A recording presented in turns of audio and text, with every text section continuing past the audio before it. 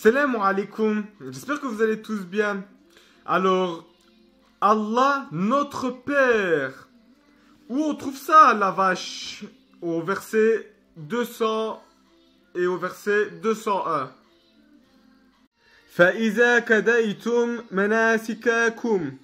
Et lorsque vous serez déterminés à devenir des gens pieux, des gens qui se nettoient de toute souillure, فَاذْكُرُوا اللَّهَ.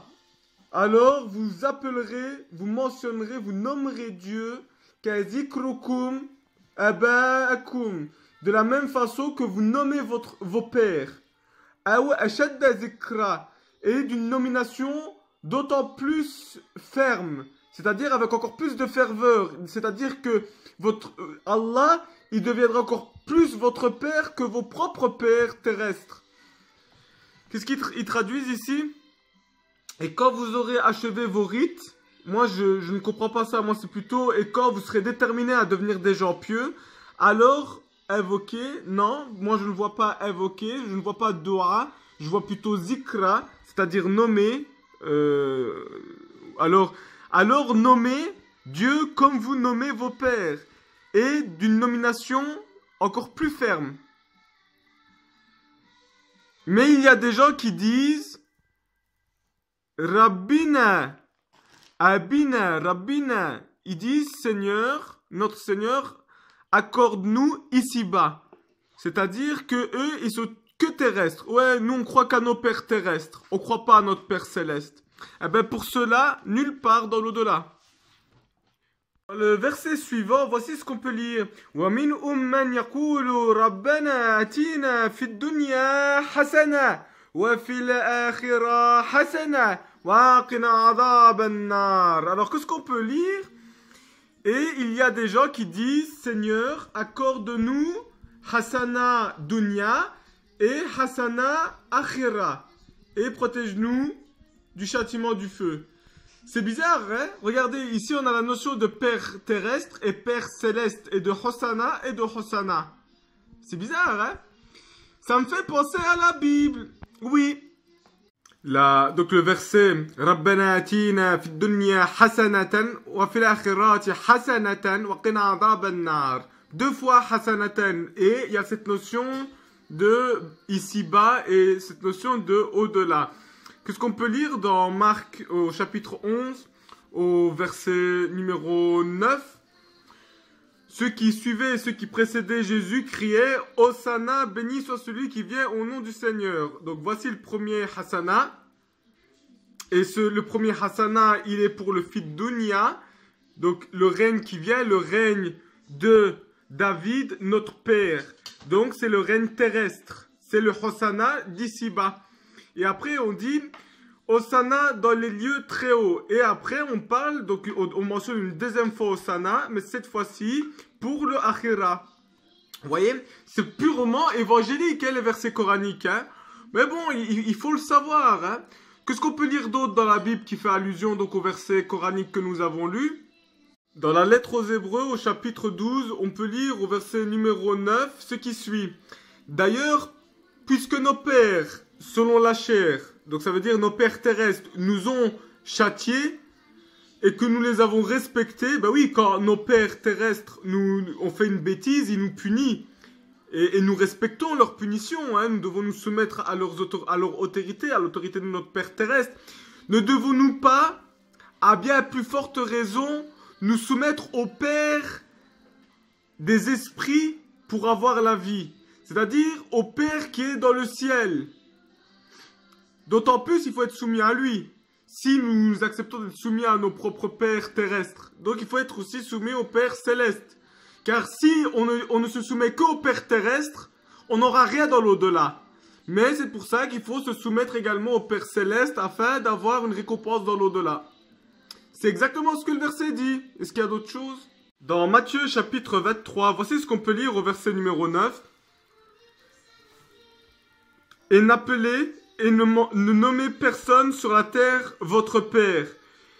T'as vu? Comme il est écrit dans le verset du Coran qu'on a lu, et mentionnez Dieu comme vous mentionnez vos pères et plus ardemment encore. Et là, regardez, c'est clair. Et n'appelez personne sur la terre votre Père. car un seul est votre Père. La ilaha illallah, celui qui est dans les cieux. C'est incroyable, hein, vous voyez? C'est encore la même chose. Retournons un petit peu au Coran. Dans la sourate 7, au verset 172, on peut lire ceci. Et quand au Seigneur tira une descendance des reins des fils d'Adam et les fit témoigner sur eux-mêmes, ne suis-je pas votre Seigneur? Ils lui répondirent, mais si, ok, vous avez bien entendu? Nous en témoignerons, afin que vous ne disiez point au jour de la résurrection, vraiment, nous n'y avons pas fait attention. Ah, si, on vous l'a montré, on vous l'a bien montré du doigt. Et ici, qu'est-ce que nous pouvons lire? Et lorsque nous dîmes aux anges, prosternez-vous devant Adam, ils se prosternaient excepté Iblis, qui était du nombre des djinns et qui se révolta contre le commandement de son Seigneur. Allez-vous cependant le prendre, ainsi que sa descendance, pour allier en dehors de moi, alors qu'ils vous sont ennemis? Quel mauvais échange pour les injustes! Eh oui. Terminons par un passage biblique du Nouveau Testament, dans 1 Jean chapitre 3, au verset numéro 7. Voici ce qu'on peut lire. Petit enfant, ô vous les petits enfants, ô vous les élèves de l'école, que personne ne vous séduise. Celui qui pratique la justice est juste. Allazina ahsanu bil husana, comme lui-même est juste.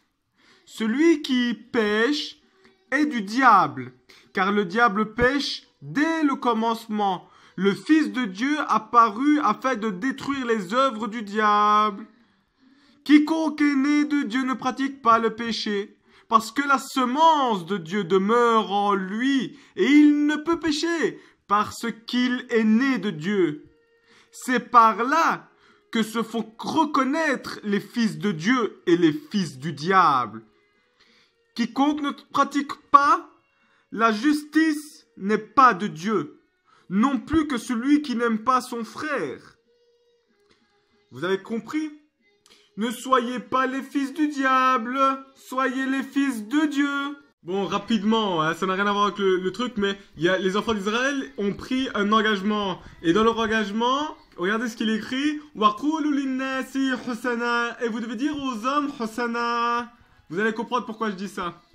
Ce qu'on peut lire aussi dans ce verset, وَتَمْتُ كَلِمَةُ رَبِّكَ حُسَنًا. C'est qu'il y a une parole de Dieu qui va s'appeler Hosana. Et ça, c'est une promesse pour qui? Pour les enfants d'Israël. Voilà. Ala Bani Israël. Vous voyez l'engagement de Hosana. Tout le monde connaît Hosana. Tout le monde reconnaît Hosana comme ils reconnaissent leur propre enfant. Gloire à Dieu. Alléluia. Ne prenez pas Satan et ses descendants pour aller en dehors d'Allah. Allah a mis des gens sur vos routes et a élevé des familles au-dessus d'autres familles. Prenez pour allier les familles qu'Allah a élevées. Ouais. Sur ce, je sais pas si c'est assez clair, mais bon, je sais pas comment on peut faire plus clair que ça, hein. السلام عليكم ورحمة الله تعالى وبركاته ومغفرة ونعمة وسكينة وروح القدس يا أيها الذين أحسنوا بالحسنى. Oh, حسنا عليكم. Bien confesse-toi avant de revenir. Oh, grand merci mon maître. Hosanna sur vous et votre famille.